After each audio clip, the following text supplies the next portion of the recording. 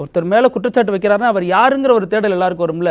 அந்த வகையில பாத்தீங்கன்னா பிரதாப் சிங் சாரங்கி யாருங்கிற கேள்வி கடந்த நாடாளுமன்ற தேர்தல் முடிஞ்சு அமைச்சராய் வந்தப்போ பலராரும் தேடப்பட்டுச்சு. அவர் யாருன்னு உற்று நோக்கப்பட்டார். ஆனா இந்த நேரத்தில் அவர் ரொம்ப டீட்டெயிலா அவர் யாருங்கிறத பாக்குறாங்க.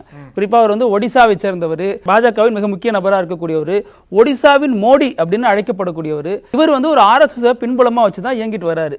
ஆனா இவருடைய அரசியல் பாத்தீங்கன்னா ஊர்ல சைக்கிள்ல போறது, குறிப்பா இப்ப இணையமைச்சர பதவி ஏற்றிருக்காருல்ல, சிறு குறு தொழில், மீன்வளம், பால்வளம், இதுக்கெல்லாம் ஒரு இணையமைச்சரா இருக்காரு. இவர் வந்து ரொம்ப எளிமையான தோற்றத்தை பின்புலமா கொண்டவர் அப்படிங்கறத நிரூபிக்கும் வகையில பதவியேற்க வரும் முன்னாடி ஒரு கூரை வீட்டுல இருந்து வெளில வருவார். அந்த போட்டோ வந்து பெரிய அளவுல வைரல் ஆயிட்டு இருந்துச்சு.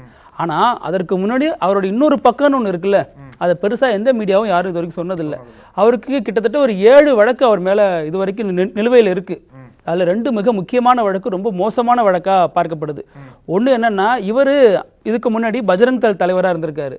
1999 காலகட்டங்கள்ல கிறிஸ்துவ மிஷனரி வந்து அதுல சார்பாஸ் கிரஹாம் ஸ்டெயின்ஸ் அப்படின்னு ஒருத்தர் வராரு. அவர் வந்து ஒடிசாவில் இருக்கக்கூடிய தொழுநோயாளிகள் அவங்களுக்கு சேவை செய்யற விதத்தில் வர்றாரு.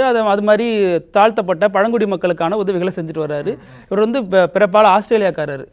சேவை செய்யும் நோக்கோட இங்க வராரு. ஆனா இயல்பாகவே இந்த பிரச்சனையை சந்திக்க வேண்டியிரும்ல. ஒரு கிறிஸ்தவர் இங்க வராருன்னா மதமாற்றம் செய்ய போறாரு அப்படின்னு பஜ்ரங் தள் போன்ற அமைப்புகள் ரொம்ப தீவிரமா முன் வச்சுட்டு வந்தாங்க. பஜ்ரங் தள் தீவிரமான ஒரு வலதுசாரி அமைப்பு. ஸோ திடீர்னு ஒரு நாள் என்ன பண்றாங்க, ஒரு 50 பேர் கொண்ட கூட்டம் இவர் வீட்டுக்கு போய் வீட்டில் தூங்கிட்டு இருக்கிற சமயத்தில் இவர் மனைவி 2 குழந்தைங்க, 2 ஆண் குழந்தை தூங்கிட்டு இருக்கிற சமயத்தில் அவங்கள அடிச்சு 2 பேர் அந்த 2 குழந்தையும் இவருக்கும் தீ வச்சு உயிரோட கொளுத்தி விட்டுறாங்க. அது மிகப்பெரிய அளவில் சர்ச்சையானுச்சு, பலராலையும் விமர்சிக்கப்பட்டுச்சு. அப்போ வாஜ்பாய் இதை கடுமையாக கண்டிச்சிருந்தாரு.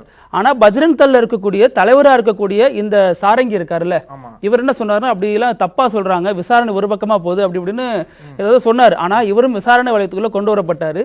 முக்கியமா தாரா சிங் அப்படின்னு பஜ்ரங் தள்ள தேர்ந்த ஒருத்தர் தான் கைது செய்யப்பட்டார். அவர் வந்து ஹீரோ மாதிரி பின்னாட்களில் பார்க்கப்பட்டாருங்கிறதுலாம் வரலாறு. ஆனா இந்த வழக்குல இவருக்கு தொடர்பு இருக்கு அப்படின்னு கேஸ் போனுச்சு. அதுக்கப்புறம் அதுல இருந்து விடுதலையாகி வந்துட்டார். ஆனா இன்னொரு வழக்கு என்னன்னு பாத்தீங்கன்னா, 2002 இதே பஜ்ரங் தள் அமைப்பு தான் ராமர் கோயில் வழக்கு சம்பந்தமா, இடம் கொடுத்தது சம்பந்தமா, அது கொடுக்க கூடாதுன்னு சொல்லிட்டு ஏதோ அந்த ஒரு பிரச்சனையின் காரணமா ஒடிசா சட்டசபையை அட்டாக் பண்றாங்க. பல தாக்குதல்கள் ஒடிசா சட்டசபையை எதிர்கொண்டதுக்கு அப்புறம் அவங்க மேலெல்லாம் கேஸ் போடப்பட்டு அவங்க எல்லாம் கைது செய்யப்படுறாங்க. அதில் இவரும் கைது செய்யப்பட்டிருக்காரு.